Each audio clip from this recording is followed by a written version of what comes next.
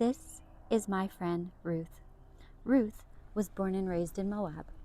You'll notice a tree with an I and a dollar sign in it. It's an idolatry. Say it fast, idolatry. Moab was an idolatrous land. Now, there was a famine in Bethlehem. So Naomi, her husband, and 2 sons relocate to Moab. While there, her sons fall in love and marry 2 Moabite women. One of them is Ruth. But while in Moab, Naomi's husband and both of her sons die. Each have a tombstone here. Because of this loss, Naomi decides she's going to return to Bethlehem, and her daughter-in-laws start out on the journey with her. But she stops them. She says, "I have nothing. I've lost my husband and my sons. I have nothing for you women, and you're still young. You should return to Moab, find husbands, and have families of your own, for I have nothing left to give you." One of the daughter-in-laws returns to Moab, but this is where Ruth makes her great proclamation of faith. She says, "Your God shall be my God. I will go where you go and live where you live. Your people shall be my people." On the canvas, I have Ruth's back to the idolatry, because she turned her back on idolatry, and she faces the right side of the canvas because she chose to do what was right in the eyes of God.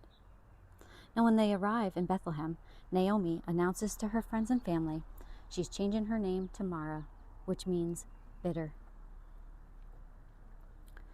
And Ruth has left all her friends and family and everything she's ever known in this world behind her. She's in a land that she doesn't know, far away from home.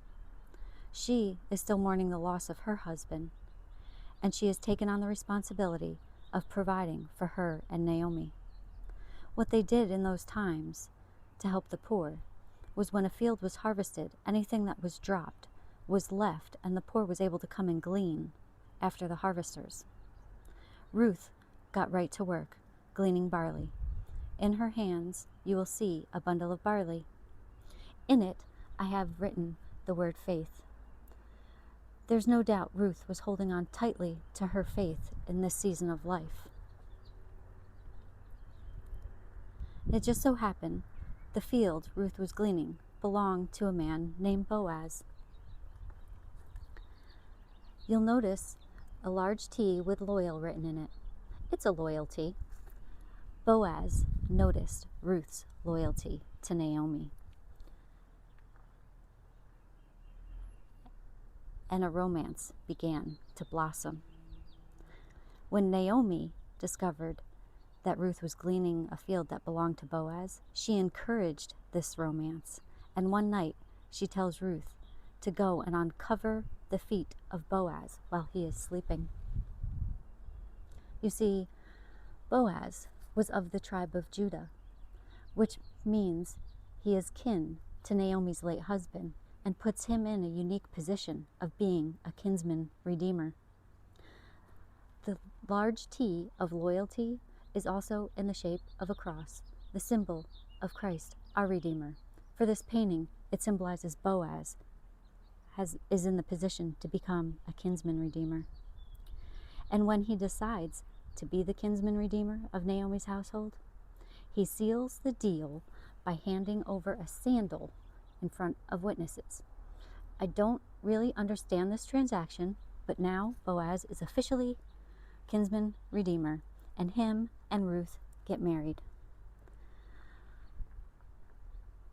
The love story between Ruth and Boaz is one of the most beautiful love stories in the Bible.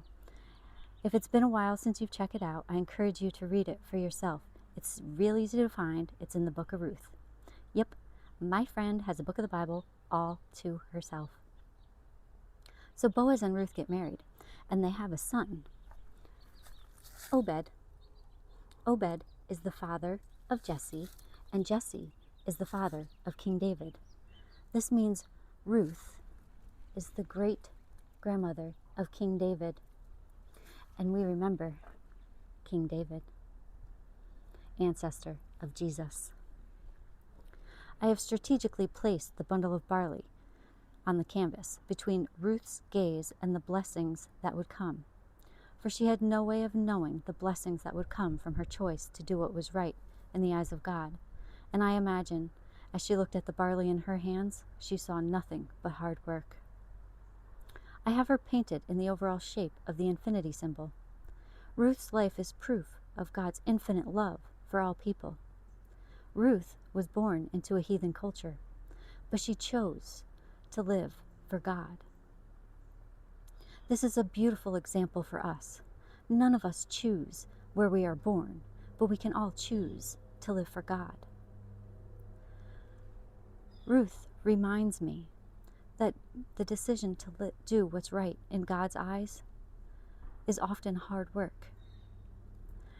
And she encourages me to hold on tightly to my faith and to trust that the blessings will come, even if I can't see them. This is my friend Ruth, the great grandmother of King David, ancestor of Jesus.